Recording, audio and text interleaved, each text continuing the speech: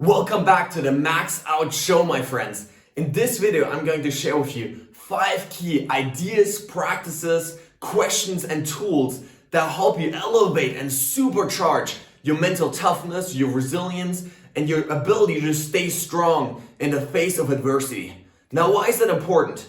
Well, if you've seen the Rocky movies, in one of the movies there's this great scene where Rocky Balboa, this fantastic boxer, talks to his son, who's kind of low and depressed and really down on life in that moment. He blames Rocky for not really moving ahead in his life. And so in that scene, Rocky gets in his face and he says, in life, we all get knocked down.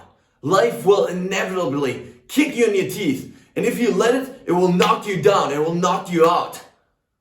The only way to prevent that, the only way to get back up again is if you practice getting knocked down and staying strong. If you practice getting back up again over and over and over again. The reality is that life inevitably brings some setbacks and pain and frustration and anger and frustration in our lives. And if we don't prepare for that in advance, what's going to happen is we snap and we break and we give up. Life will kick us in our teeth, whether it's, losing our job or whether it's having our dream shattered to pieces right in front of us, whether it's getting sick or injured when you were about to perform, or whether it's, God forbid, losing a family member or friend. The reality is that life inevitably is full of setbacks and challenges. And so if we don't learn to embrace them and handle them in advance, what's going to happen is we get attacked by them and we fall down on our face and we stay there. And so what we want to do is we want to practice in advance how to deal with pain, how to deal with suffering, how to deal with anxiety and frustration, so that in that moment when life knocks us in our teeth, we are able to get back up and get back on the game and stay strong. There's this old warrior creed or ethos that says, the more you sweat and practice, the less you bleed in war. That's really the mentality we all want to use in our lives. Is the more we sweat on a daily life, the more we sweat on those random Thursday afternoons when all we want to do is quit, but we stay strong, the more we're going to grow in mental toughness and strengths and capacities, and the less we're going to bleed in war, or that moment where we get to a breaking point, where something goes sideways and things really get off track, and all we want to do is quit in that moment. If we've practiced it every single day, staying strong and staying tough, then in that moment when we truly want to quit, we're going to find another gear. We're going to have the ability to keep going. And so really central to this is this idea of the breaking point. The moment where you're back against the wall and you don't know if you can go any further. It's the most you've ever gotten to. Whether it's physical, you're right at the edge of your limitations. You're in the middle of the marathon and you just don't think you can go another step. Or whether it's mentally, you think, you can't keep going with this. The pain of life is just too hard. There's been too many obstacles in your way of chasing your goals. Whatever it is, if we can find the breaking points in our lives and move beyond them, that's going to build true confidence and true momentum and true self-respect in our lives. And so the reality is that this is important both for those huge obstacles in our lives, but also the goals that we set for ourselves. Like I mentioned, if you're in the middle of the marathon, it's super important to be able to find that breaking point and move beyond that. If you're, a student, ask yourself, what is that breaking point for me, right? How many hours can I study? What is my ideal day there? And how can I elevate that? And so the first question here, the first tool I want to share with you already is this question of, what is my breaking point? You want to define exactly what that point is at which you usually give up. What is that point on your run where you usually say, I can't do anymore? Is it 10K? Is it 15K? Is it 20K?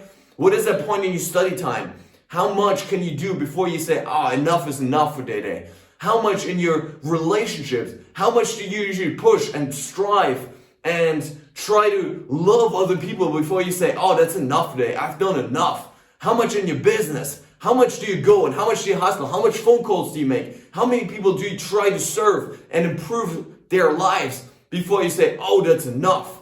Because in order to improve our breaking point, we first need to find our A game. We first need to define exactly what it is that leaves us at our fingertips, that stops us. And so we need to define that breaking point. And once we've defined our breaking point, question number 2 is, what does my self-talk look like in that moment?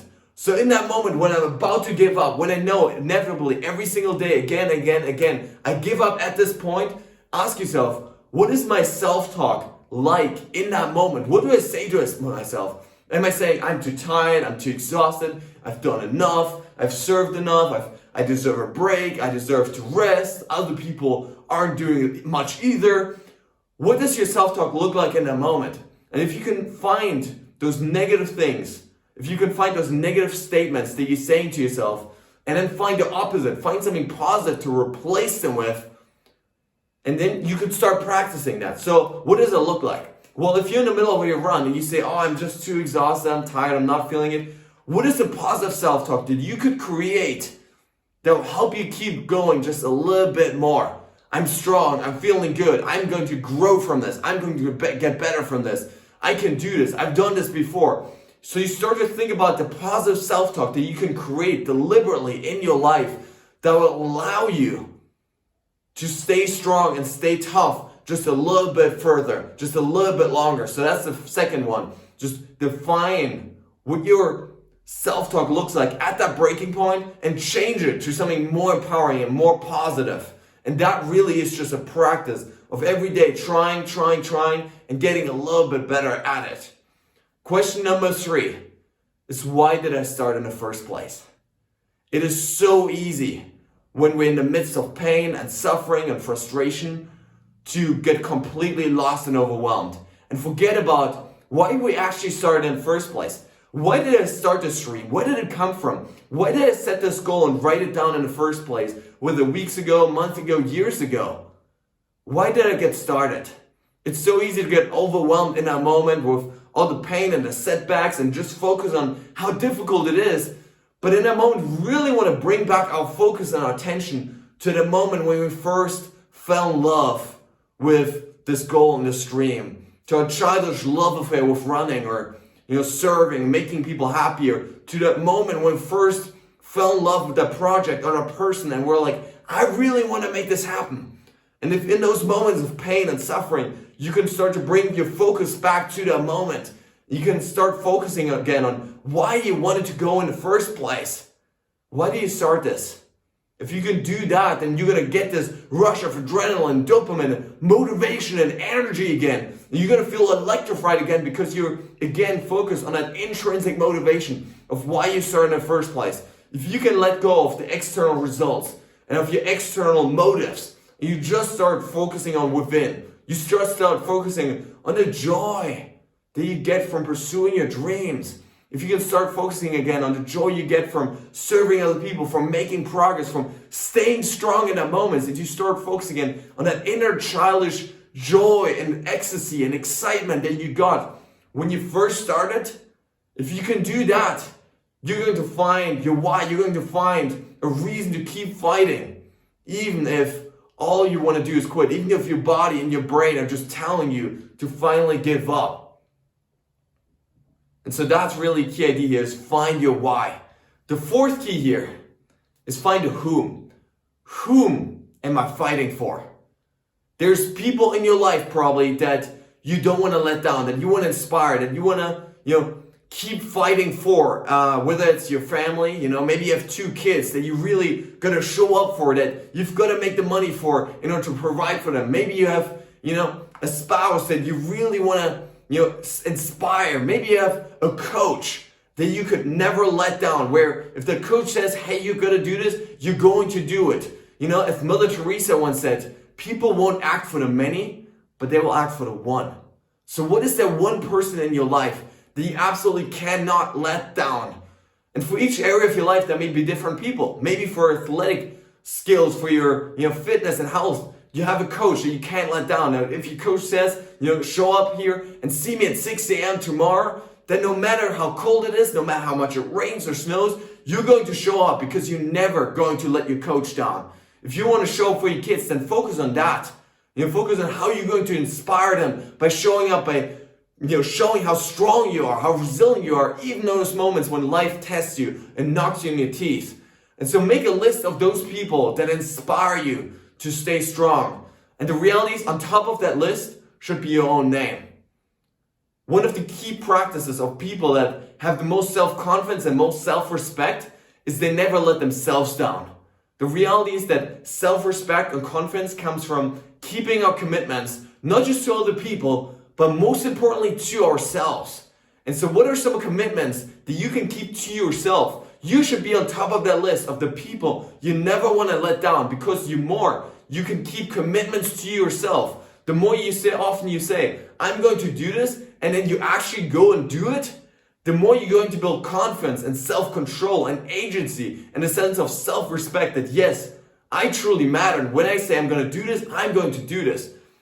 So write that list of people that you can never let down, that in the midst of suffering and pain, you're going to focus on, you're going to think about, no, I can't stop now. I can't give up now because they want me to keep going. I need to inspire them. I need to keep going for them. So that's question number 4. And then question number 5 is simply this: how much further can I go?